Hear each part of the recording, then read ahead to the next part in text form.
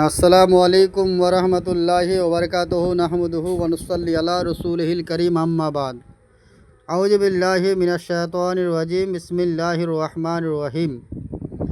প্রিয় দর্শক, আশা করি আপনারা সবাই ভালো আছেন। আল্লাহ আপনাদেরকে সবাইকে সুস্থ রেখেছেন, ভালো রেখেছেন। তাই আমি আবার একটি তাবিজ আপনাদের সম্মুখে নিয়ে এসেছি।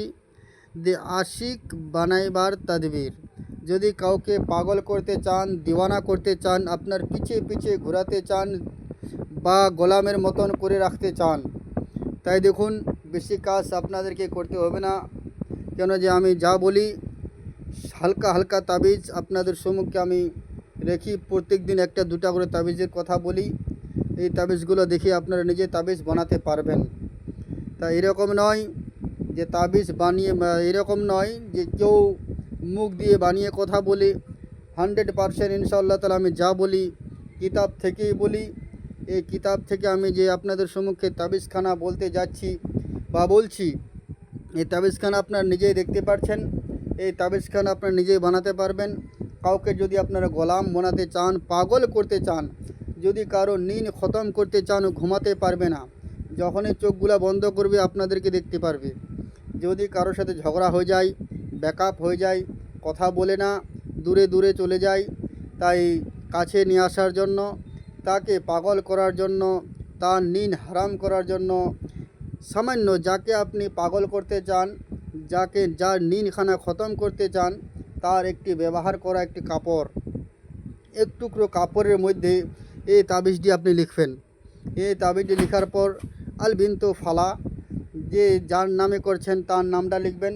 ইবনে ফালা, তিনার বাবার নাম লিখবেন। আলা হুব্বে ফালা বিনতে ফালা, যে মেয়ের নাম বা ছেলের নাম করতে যাচ্ছেন ওনার নামটা দিবেন, ওনার মায়ের নামটা বসাবেন। আর এই কাপড়ের মধ্যে তাবিজখানা লিখে নামখানা বসার পর এক জায়গায় রেখে দিবেন বা পোলতা বানিয়ে নেবেন। চেরাগের মতন করে আগুনে জ্বালিয়ে দিবেন।